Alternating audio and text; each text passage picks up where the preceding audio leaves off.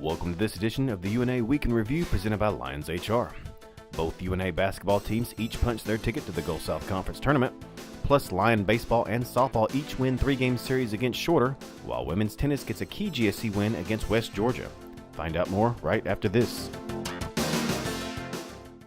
What would you do with an extra 2 to 3 hours per day?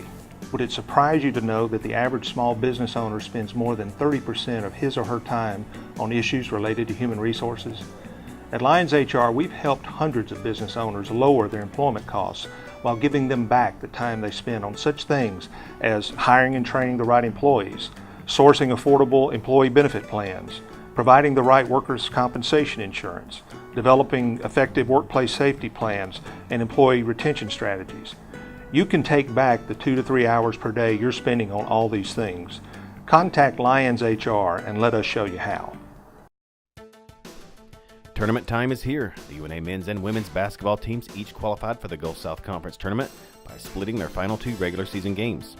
After falling 75-63 at Union, the UNA women closed out the regular season with an 80-61 road win against Christian Brothers over the weekend. Jacqueline Heath led the way for the Lions, averaging 19.5 points per game with 13 assists. Kiki Gunner also averaged 18 points for UNA, which enters the GSC tournament as the number 5 seed. UNA will travel to 4th-seeded West Georgia on Tuesday in the opening round of the conference tournament. Tip-off is set for 7 p.m. Eastern at the Coliseum on the UWG campus in Carrollton, Georgia. The UNA men also split their final 2 games. The Lions defeated Union 96-78 before coming up short 96-80 to CBU. DeAndre McKinney averaged 21 points per contest. The senior has reached double figures in scoring in 5 straight games, including 3 straight 20-plus point performances. The Lions earned the 8th seed in the GSC tournament and will open play against top seed and regular season champion Valdosta State on Tuesday. Tip-off is set for 8 p.m. Eastern at the complex on the VSU campus. Women's tennis improved to 3-1 overall and 2-0 in GSC play with an 8-1 home win over West Georgia on Sunday. The Lions swept doubles play before winning 5 of 6 singles matches. Claudia Aroro, Claire DeGeorge, and Nina Linke each remain undefeated on the season in singles play. The UNA men's and women's tennis teams will welcome Delta State to town next Friday. Match time is set for 2 p.m. at the UNA Tennis Complex. The UNA baseball team picked up another GSC Series victory, taking 2 of 3 games from Shorter at Mike Lane Field. After a 9-1, 12-7 sweep on Saturday, the Lions let a late lead slip away on Sunday in the finale, falling 9-5.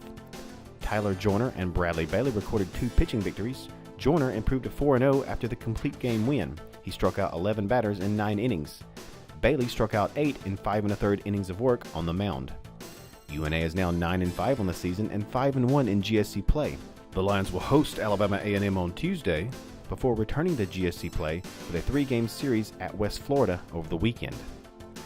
After sweeping Miles on the road on Thursday, the UNA softball team also took 2 of 3 games from Shorter to improve to 14-6 on the season and 4-2 in league action. Marissa Hancock was 9 of 15 on the week with 10 RBI. She hit 3 home runs, including a grand slam Sunday in the series finale against Shorter. In the circle, 3 different UNA pitchers recorded victories on the week. Hannah Bodenhorn, however, made the most of her opportunities. After combining with Raven Cole for a no-hitter against Miles, the sophomore from Mount Juliet, Tennessee, tossed a complete game no-hitter in the 3rd game against Shorter.